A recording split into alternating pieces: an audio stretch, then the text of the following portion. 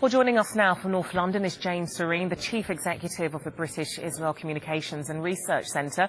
Thanks so much for joining us this afternoon. And hugely embarrassing for the Israeli embassy here, and we've already had a resignation. Yeah, I mean, it's hugely embarrassing for the Israeli embassy. I mean, they've made clear that these remarks are completely unacceptable. The ambassador was quick to apologise to the Foreign Office and to Sir Alan Duncan.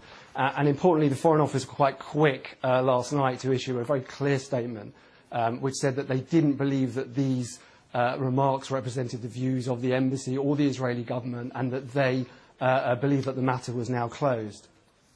Now, in regards to the actual comments of taking down this Foreign Office Minister, it was actually made by a senior official of the Israeli embassy, Mr. Shai Mossot. Do you think he should be the person to be stepping down? Well, as I understand it from the Israeli embassy statement, there will be quite severe disciplinary result to this.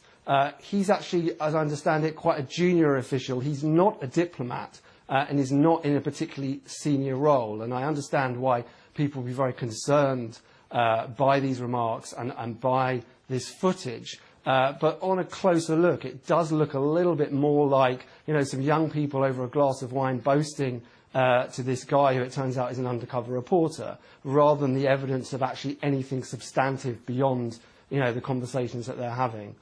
I mean, yeah, you're right. I guess if he is a junior official and he is bragging, it doesn't necessarily look quite right, bragging over his influence. But let's talk about the Foreign Office Minister who they were threatening to potentially try to bring down, Sir Alan Duncan. Now, what are the issues that they were against? I know he has his reservations over the increase of Israeli settlements. Yeah, I mean, this is not a reason why there should be necessarily any action taken against him whatsoever. I mean, it's clearly what they are saying is absolutely absurd. We have a very open debate in this country about whether Israel should build more houses in settlements or not. Ministers express those remarks freely, and we'll be talking all the time to Israeli diplomats and indeed to the Israeli government. So I think we should really separate out the quite absurd conversation that these people are having on camera from the actual reality, which is there is a very open and transparent and very robust conversation that takes place between the Israeli government and the Israeli embassy and the Foreign Office all the time. But that stands on top of the bedrock of a very solid relationship that is a trading relationship, a defence partnership, and also a relationship on counter-terrorism. So, this is very embarrassing for the Israeli embassy. There will be questions asked about why this official was there, what he was doing, and what knowledge there was of this. But ultimately, this is something that is very embarrassing, and, the Foreign Office itself has said they will draw a line under it.